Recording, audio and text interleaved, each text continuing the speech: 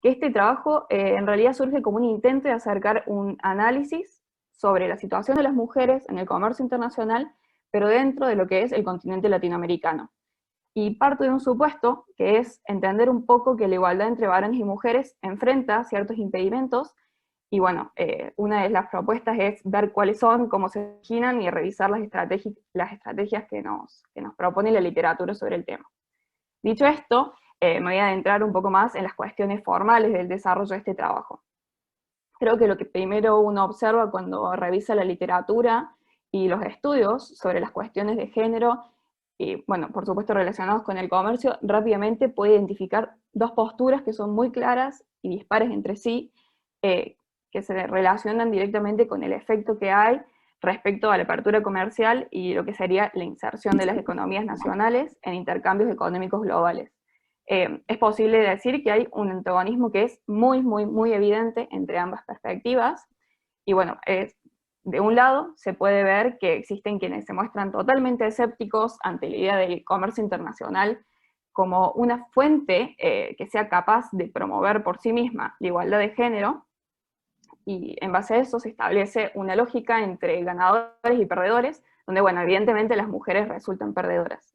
Y en la vereda del frente se posicionan, bueno, quienes directamente no consideran que las mujeres estén en una relación de desigualdad, y bueno, proponen una defensa de un comercio irrestricto que no cuente con intervenciones estatales para poder garantizar esas desigualdades, porque bueno, parten del supuesto de que no existen. Entonces, quizás sin intentar adelantarme y revelar algunas de las conclusiones a las que se llega al final de este trabajo, lo que puedo decir es que, bueno, definitivamente el comercio internacional no tiene un impacto neutral en la equidad de género, porque si no, no estaríamos reunidos para hablar sobre este tema. Pero bueno, eso no significa que no pueda ser una fuente de desarrollo que por sí nos permita alcanzar esa paridad. Pero bueno, ¿no? Siempre reconociendo que existen estas evidentes desigualdades. Y creo que una de las cuestiones fundantes es pensar que estas posturas se van a construir alrededor de dar respuesta a algunas preguntas que ciertamente exceden lo académico, y por la actualidad de la cuestión de género aparecen en otros espacios, como pueden ser los medios de comunicación o en las conversaciones que exceden lo formal. Entonces, mi idea fue un poco capitalizar estas preguntas, que creo que son disparadoras, y profundizarlas en una investigación. Y creo que realmente se resumen en tres, que es en primer lugar preguntarnos por qué es importante promover la igualdad de género en el comercio internacional, y en base a eso decir, bueno, ¿realmente existe una desigualdad de género? Sí, no, y si la respuesta fuera sí, preguntarnos, bueno, ¿cuáles son esos principales impedimentos a alcanzar la paridad? Creo que para poder responder a estas preguntas es necesaria un poco una descripción de la situación actual. Es cierto y evidente que en los últimos años se ha pensado a la actividad exportadora como crucial en la creación de nuevos empleos por, bueno, por las consecuencias de las inversiones privadas en el sector. Y esto claramente ha traído un aumento en los ingresos de las unidades familiares, de las empresas y, por supuesto, no de forma corolaria en el Estado. Pero eso no se ha visto reflejado en todos los sectores, y en todas las poblaciones ese crecimiento tampoco ha sido retratado de la misma forma. Creo es importante señalar que en el caso puntual del comercio, el impacto del comercio en el continente no ha traído una reducción sobre la brecha salarial entre hombres y mujeres, que bueno, es un tema de muchísimo auge. Entonces, ahora bien, si uno quiere hablar de datos, es importante tener en cuenta que la mayoría de los países en la región no cuentan con un esquema de informes o promoción de investigaciones donde se puedan registrar datos sobre las mujeres en el sector exportador. Entonces, con la única información que cuenta la mayoría de los países es con lo que se puede sacar de los registros de aduanas. Entonces, bueno, eso ya representa un problema a la hora de pensar en un futuro en políticas para subsanar esto, porque bueno, es muy dificultoso exponer un diagnóstico concreto sobre un problema que no tiene evidencia empírica sobre la que sostenerse. No obstante, el panorama no es tan oscuro, porque sí que hay algunos datos que nos ayudan a capturar un poco la situación. A modo de retrato, hay dos países que han sido pioneros en el tratamiento de las cuestiones de género, y es posible señalar los casos de Perú y Chile, que básicamente son los únicos dos países que cuentan con un cuerpo unificado donde se aborda todos los datos que hay sobre las mujeres en el sector, en el sector del comercio exterior. Entonces, en el año 2014 hay un informe que presenta la Subsecretaría de Relaciones Económicas en colaboración con una organización privada, donde dice que solamente el 5,3% de las empresas chilenas son lideradas por mujeres. Y ese dato es bien interesante y considero que es tremendamente revelador, porque si uno lo compara con el caso peruano, la situación es un poco similar. Las empresas exportadoras en Perú, que son lideradas por mujeres en el 2015, en Perú fueron solamente un tercio de las mismas. Y ambos casos revelaban cierta concentración en el segmento de las micropymes que estaban relacionadas, bueno, con cuestiones de cosmética, belleza, o exportación de vestimenta, indumentaria. Entonces, estos pocos datos sí que nos revelan grandes conclusiones. Bueno, la principal es, básicamente, sin información no podemos profundizar en un análisis. Y por lo que parece revelar, la disparidad entre los géneros es tremendamente abismal, y más cuando lo pensamos en la participación femenina dentro del sector, sobre todo en las actividades a las que cada género pareciera dedicarse. Entonces, podemos ahora empezar a pensar, digamos, algunas explicaciones de por qué o de dónde puede surgir esa desigualdad.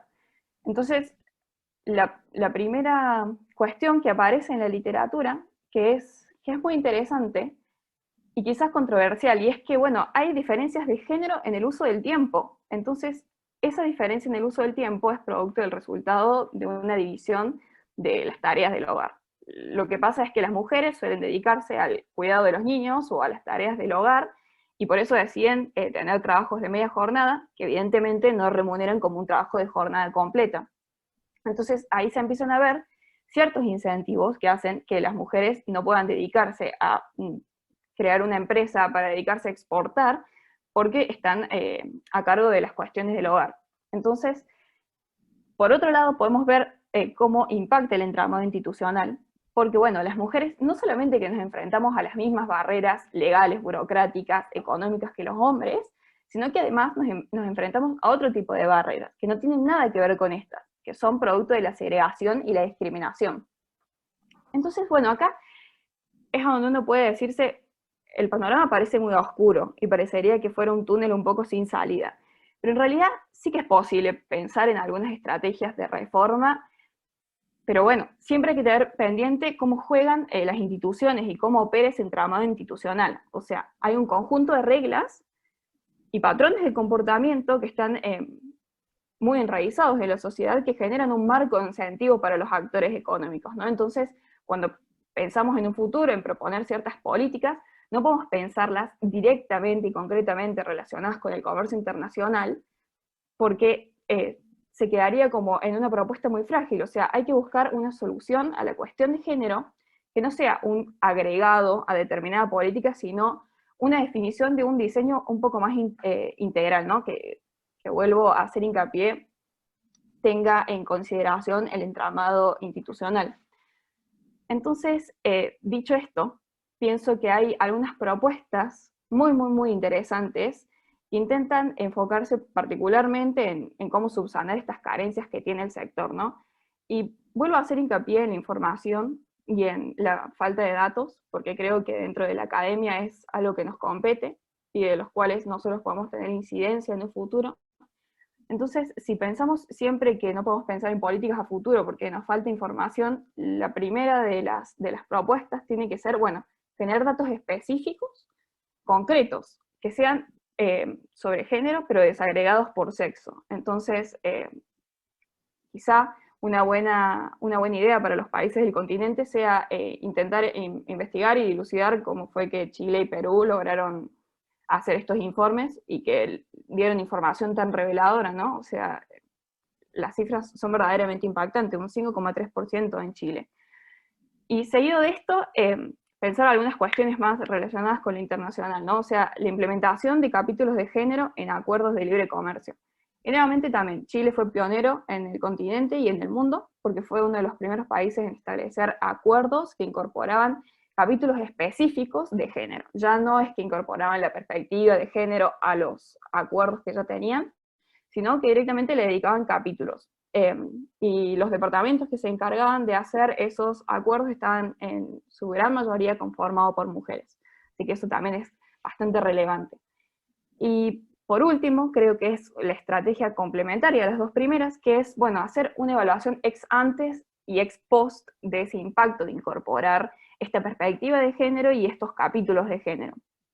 Porque de nuevo, o sea, toda la atención parecería dirigirse a que necesitamos los datos para poder pensar en políticas a un futuro. Y un poco intentando dar una nota positiva al respecto y poder pensar en qué es lo que viene, creo que es importante reconocer, ¿no?, que hemos hecho avances en la promoción de la igualdad de género que son verdaderamente remarcables, pero bueno, considerar que siempre los desafíos parecen ser mayores que los pasos que ya se han recogido. Entonces, bueno, insistir siempre en que quienes se encarguen del diseño de estas políticas públicas o políticas que estén relacionadas directamente con acuerdos de libre comercio deben tener presentes los marcos de incentivos, qué es lo que mueve a que los actores económicos se comporten de cierta manera, e intentar tener siempre esta perspectiva de género de la que tanto hablamos. Eh, entonces, esa era la propuesta del trabajo y bueno, espero que haya sido una propuesta que ofrezca una mirada un poco más positiva de lo que nos aguarda. Muchas gracias.